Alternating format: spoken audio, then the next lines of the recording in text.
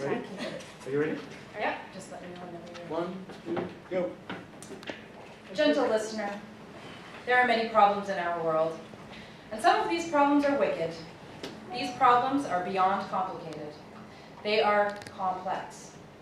There are many people involved, with many competing values and interests. There is no clear relationship between cause and effect. It's like a tangled ball of Christmas lights. You can't solve a wicked problem. You can only experiment with ways to make it better. And those experiments themselves have unpredictable results. Worst of all, there's no end to them, no stopping point when you can say that they're solved. Gentle listener, it gets worse. Some problems are super wicked. These are problems that are very urgent. Time is running out. When a problem is super wicked, the people who are causing the problems are the very same people who are trying to fix them. Imagine how conflicted they must feel inside, how guilty, and hopeful, and hopeless, and frustrated. Imagine how tempting it must be to give up on trying to solve the problem or deny the problem altogether. Gentle listener, meet Alice.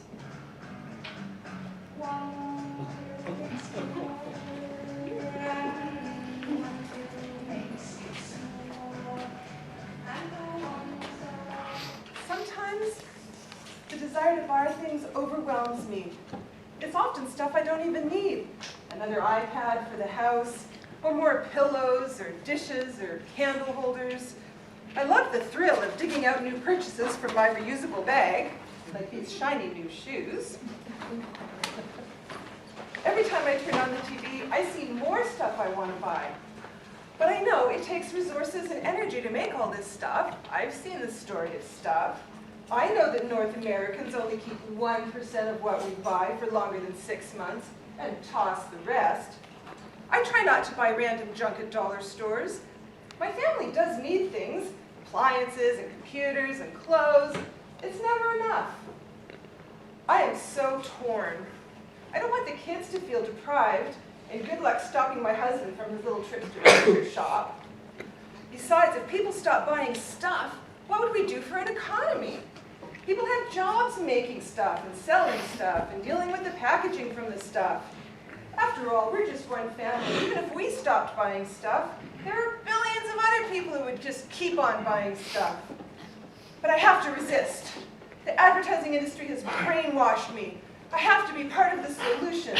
I have to stop consumerism and save our planet. But where to begin? There isn't some central government that can stop consumerism. The United Nations can't stop consumerism. Scientists can't stop consumerism. Maybe we're just stuck with it. Maybe there's no hope for us. Maybe there's no hope for the Earth. Oh my God, I'm late! The board of line, I think it's already backed up. Whoa! Hey, you rabbit! Stop it! Don't you know you're ruining the plant? And there went Alice down the rabbit hole. Down, down she fell. Past thousands of shelves lined with academic studies and musty old master species.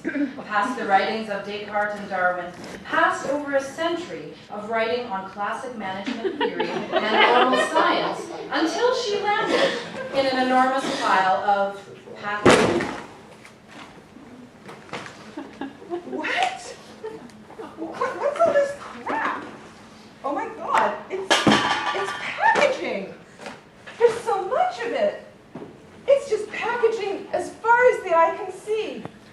It's like I'm in an Edward Bertinsky landscape. It's a beautiful nightmare. It's like I'm in Consumerland. How did I get here?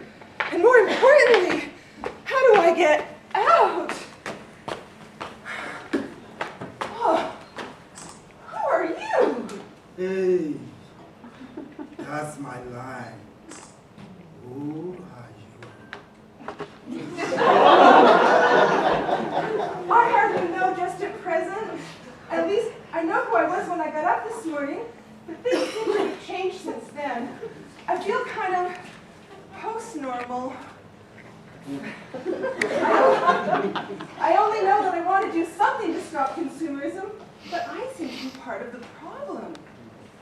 help me? Yes. I can help you, my dear. Please sit at my feet. I'll tell you the story of your origin. So Alice sat by the caterpillar and listened while he explained to her the incredible history of humanity. He explained the eras of human development, from nomadic hunting and gathering, to protecting both plants and animals in order to use them, to the actual domestication of plants and animals in an agrarian society, to more and more specialization of technology. It was the story of taming the earth, of humans acquiring more and more wealth, and of many good things, such as decreased infant mortality. But it was also the story of an ever-increasing accumulation, well beyond what was necessary for a good life, and into kind of a trance. It was the story of the evolution of desire, the story of path dependency, reinforced by economic models based on theories of continuous growth. It was the story of Homo sapiens consumerans. Wow. Hey, you, Alice, come here. I want to show you something. Come here. Alice, want to buy a watch? No. How about a flat screen TV? Got plenty. How about an iPad? Oh, now that you mention it, whoa, whoa, whoa, whoa, whoa. How did you do that? And the Cheshire Cat explained to Alice the history of advertising, which started out as a way to let people know about products that were available, and evolved into a sophisticated psychological system that works by creating unrealistic personal models for people and then exploiting the resultant sense of inadequacy. Alice listened and then burst out excitedly. But I know better than that. I don't buy everything ads tell me to buy. Hey, that's the solution. Everybody just needs to gain some media literacy. That's the way to save the planet. The Cheshire Cat shook his heavy, furry head. Alice, let's talk economics. Everybody knows the economy has to grow and it has to keep growing. And if you want the economy to grow, you need people to make stuff. And people to drag it all around the world. And people to put it in stores. And then you need people to buy all this stuff. And then people to haul all the stuff away once you're tired of it. And if you're really lucky, you get some people to maybe recycle maybe half of it. And that's how the economy grows. Alice. Grow up. But almost half our carbon footprint comes from manufacturing and packaging and transportation. We have to find a way to change the system. It's a vicious cycle. Of course people need jobs, but if they're just working to buy the stuff they make, where does it all end? Is that a recursion? No, Alice, it's a reinforcing feedback loop. Can you give me an example of recursion, please? Me thinking about consumerism, and then thinking about myself thinking about consumerism. You got it, Alice. Don't worry about it, Alice.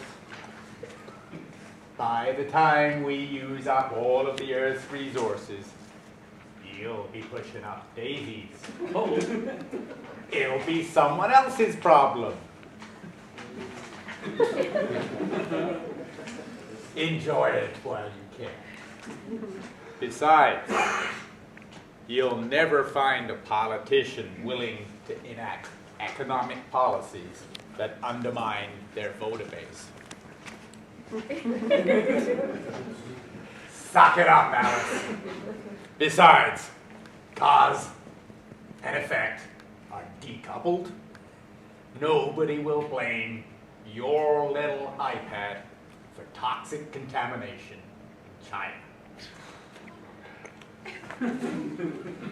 Alice was tired, and her head was spinning. She sat down to ponder path dependency. She considered all the aspects at all the scales, from the personal right up to the international.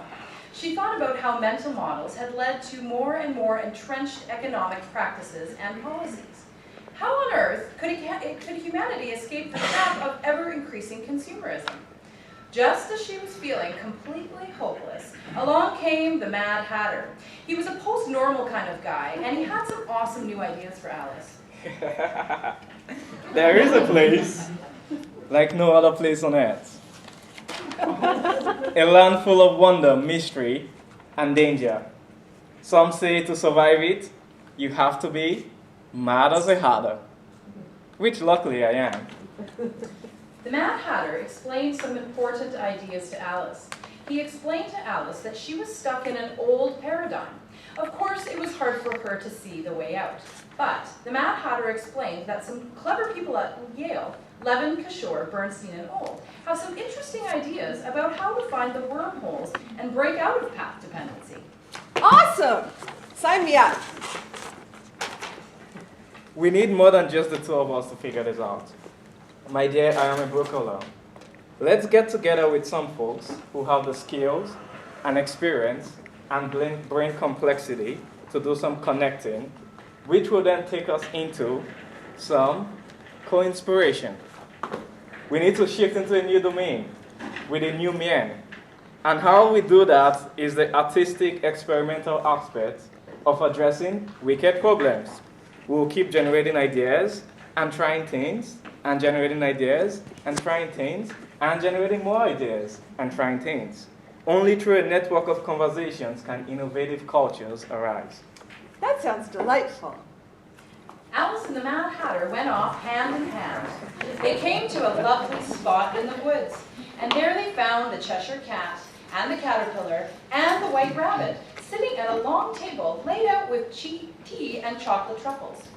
Alice and the Mad Hatter joined them, and they had a fascinating conversation about the wicked problem of consumerism, with an emphasis on the path dependency aspects. The Cheshire Cat argued that the economy would grind to a halt if consumerism ended, but the White Rabbit questioned him on this.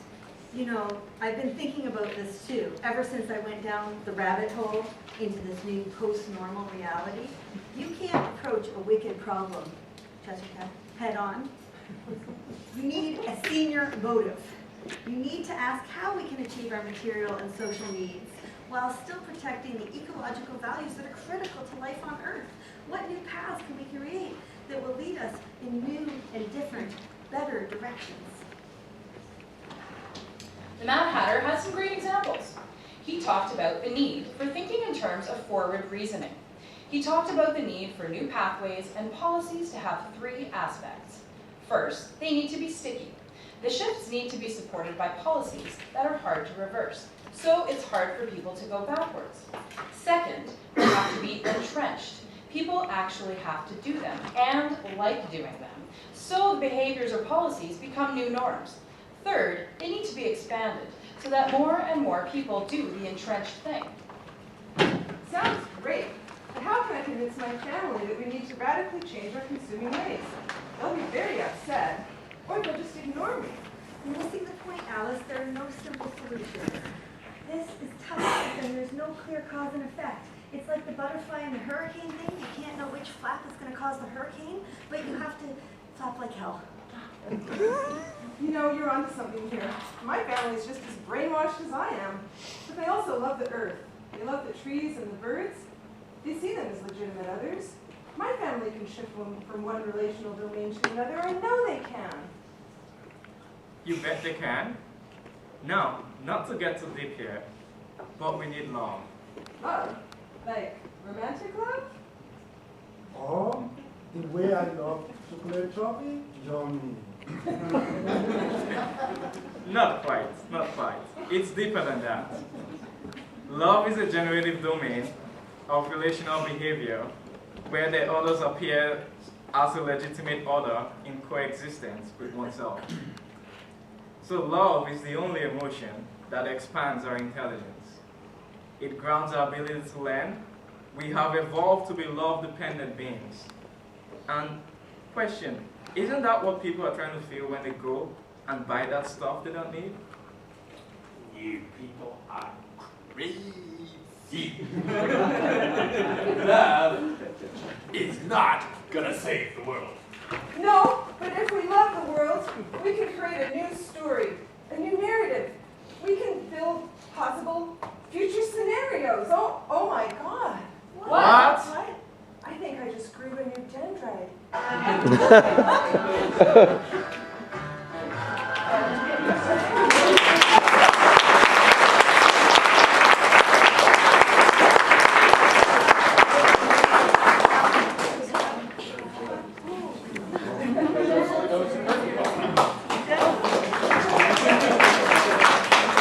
Bravo.